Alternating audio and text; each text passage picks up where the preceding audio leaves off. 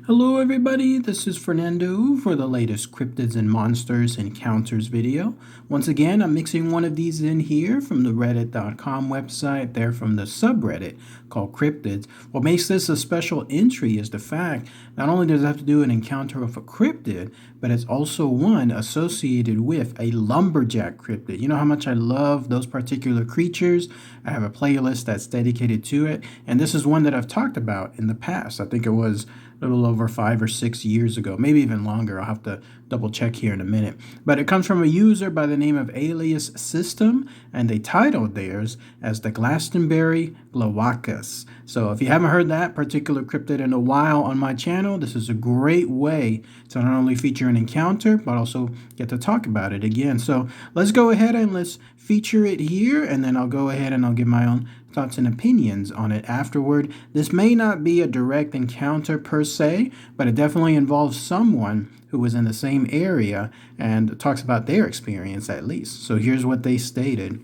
I first learned about this cryptid in a summer camp I went to as a kid. One time we went to a park in this rural town in Connecticut and spent the whole day learning about this strange creature that was first seen there. It's always stuck with me as a strange predator that lived in the same woods I grew up in and is very unknown, so I thought I would share its story. It starts similarly to many other stories with livestock and pets getting attacked out of nowhere.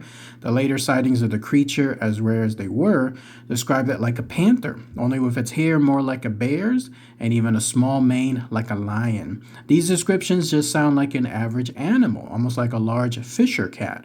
What made it so bizarre though was the sound it made. It was like a non-stop cackle of a hyena when it was moving, so it was assumed to be blind and it used echolocation. With a sound as strange as that, though, any wildlife would quickly look around and run away, right? So how was it such a good hunter? Well, it goes back to their eyes once again. Apparently, if you look into them, you will immediately forget that you saw the strange beast. Now think about that for a moment. If you hear its strange cackle, you have no way of knowing how long it's been following you. You could have felt this exact panic for hours on end and repeat, but never ever know. Every piece of evidence that something may be wrong is erased in an instant, all until it's too late. It's a strange story, one most definitely not true, but at least the concept of its own has some terror. Hope y'all find it as fascinating as I do. Then that's it. That's everything from that user Alias System. So let's talk about that here. So in this case, this user again didn't have a 100% direct encounter per se, but they were there in that same wooded area. In this case, this was a summer camp in that area in Connecticut known as Glawackus, hence the name of it being called the Glastonbury Glawackus. So let's go ahead and let's talk about their feature here. So yes, indeed, they just mentioned that they were told about this story and then they wanted to share it here. To them, it was very fascinating being in those same woods throughout this entire time period and knowing that there was a potential Glawackus out there. So to feature, at least talk about its physical features, once again, it's almost like a strange panther-like creature, almost like a larger cat of sorts, and it has this hair that's associated more along the lines of either the mane like a lion or maybe even more along the lines of a bear.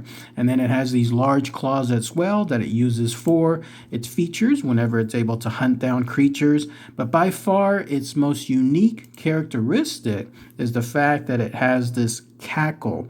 Whatever this cackle is, it apparently does it non-stop. It's just continuously moving about those forests, and you'll know because you'll hear its cackle throughout that entire area. Well, apparently it's not only using it for an echolocation, but it's because it's blind. It utilizes it as a way to move about, to go pretty much from one place to another, and then also find other prey around that location too.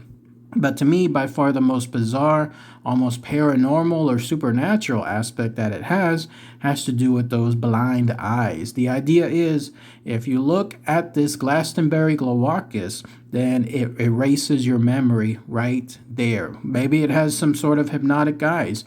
Maybe it has something else that it utilizes on a mental level. But either way, though, it looks right at you. You're looking at it, and then you forget about it. The user mentioned at the end how frightening this could be because you would think that if you're getting hunted by this Glastonbury Glawackus and you hear its cackle, it would be pretty easy to avoid it. But the problem is, whenever you look at it, all of a sudden you no longer remember you're being hunted. And then now it has the advantage once again. That is kind of frightening when you think about it, because at any point whatsoever, you could suddenly think you're moving about on a normal basis, and then you don't realize that something else is coming up right behind you and it's about to attack you, and then it's all over right then and there.